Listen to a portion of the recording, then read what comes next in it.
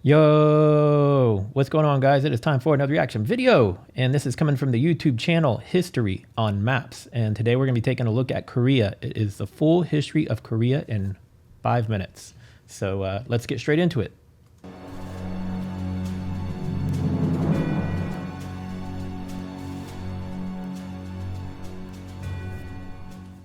Korea, a peninsula in East Asia, is bordered by China to the northwest and separated from Japan to the east.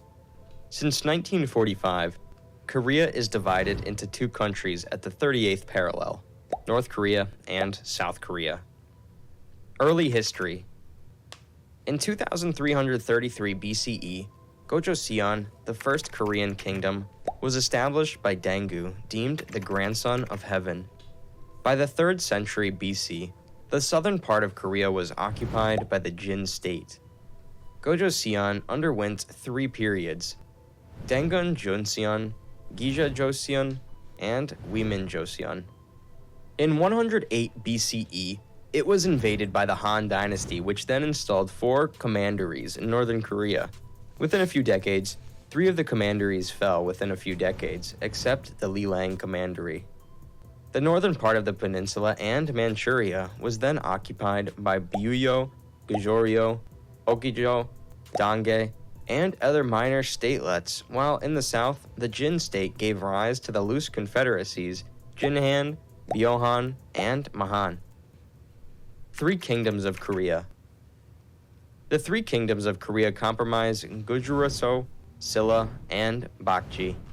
From the 1st century AD, Goguryeo gradually conquered its neighbors and occupied the northern part of Korea, while Bakji and Silla grew to control the southern. In the early 6th century, Silla's power extended across the Korean peninsula. By the 640s, Silla formed an alliance with the Tang dynasty of China to conquer Baekje, and later Goguryeo, unifying the central and southern parts of the Korean peninsula into unified Silla. Meanwhile, the northern part was under the control of Balhae, founded by King Go. In the late 9th century, Silla was divided into the brief later 3 kingdoms of Silla, later Bakji, and Taebong, before falling to Goryeo in 935. Goryeo and Joseon dynasty. Goryeo was founded by Wang Jian in 918 as the successor of Goguryeo, with Kaesong as the capital, gradually unifying most of the Korean peninsula. Following the Mongol invasions of Korea from 1230 to 1270, Goryeo existed as a vassal state and compulsory ally of the Mongol-ruled Yuan dynasty in China.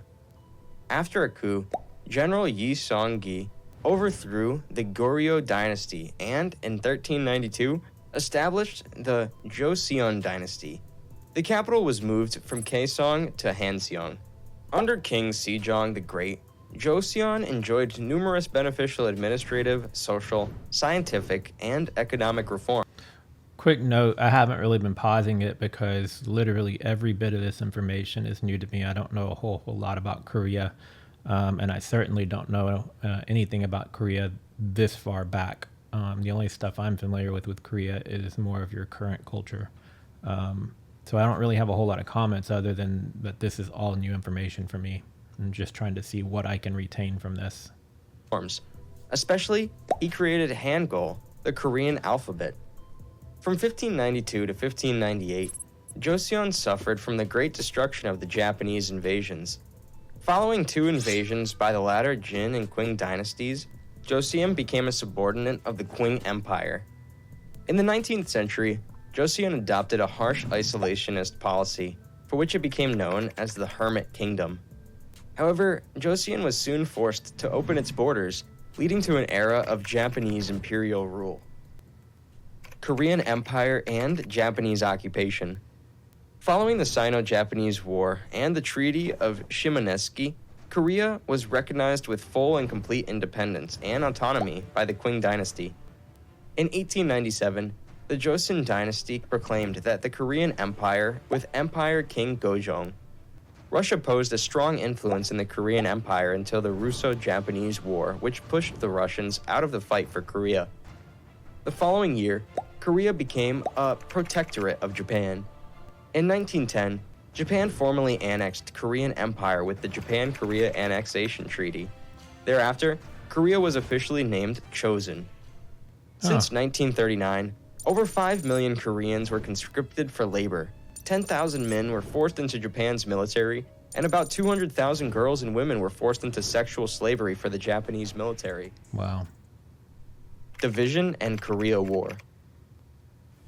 After the end of World War II, with the unconditional surrender of Japan in 1945, Korea was partitioned along the 38th parallel, with the North under Soviet occupation and the South under U.S. occupation. The politics of the Cold War resulted in the 1948 establishment of two sovereign states, North Korea, officially the Democratic People's Republic of Korea, and South Korea, officially the Republic of Korea. In 1950, the Korean War broke out when Soviet-backed North Korea invaded South Korea and ended without a formalized peace treaty. The Korean peninsula remained divided by the Korean Demilitarized Zone up to the present day. Modern Korea.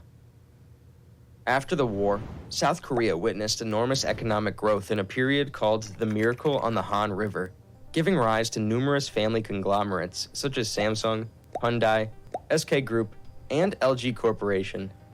In 1987, South Korea transitioned into a constitutional democracy. Today, South Korea is a leading economy and is famous for bringing the Hallyu wave to the entertainment industry all over the world. Meanwhile, under Soviet influence, North Korea adopted a communist government. The dissolution of the Soviet Union. It's crazy to me that like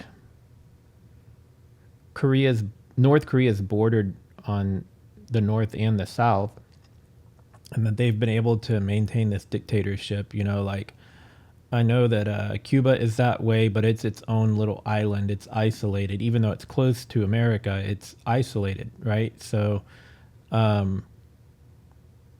guess is Venezuela a dictatorship as well? Forgive me, but I thought that that's something that happened in recent years, and it is connected to other countries. But it's just strange to me that in this day and age, something like North Korea and the propaganda that they put out about America being evil and all of that stuff can exist, especially while it's bordering other countries. In 1991 led to a full-scale collapse of the North Korean economy. By the 21st century, Kim Jong-il, and later his son Kim Jong-un, decided to pursue nuclear weapons, creating a series of crises ongoing to the present day. In 2018, the Panmunjom Declaration was signed between the Supreme Leader of North Korea, Kim Jong-un, and the President of South Korea, Moon Jae-in, announcing that they will work to officially end the Korean long-lasting conflict. Gotta get Kim Jong-un's head straight, because I would never trust that guy. No matter what he tells you he's going to do, I just would not trust that guy. Was that the end of the video? They will work to officially end the Korean long-lasting conflict. Thanks for watching. If you find this information useful, please give us a thumbs up. Yep. So again, this channel is called Maps. What is it called? History on Maps. So go check them out if you like this video. What are your thoughts on North Korea still being a dictatorship, and in the closing of the video saying that they're going to work to eliminate that, and do you believe that will actually happen, or do you think that they'll try to push their belief system to South Korea? If you're new here and you like this video or this type of content, be sure to subscribe, click the bell so you'll get notified every time I upload a new video.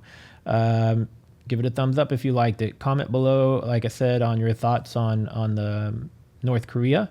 And tell me where in the world you are watching me from. Just out of curiosity, I always like to know.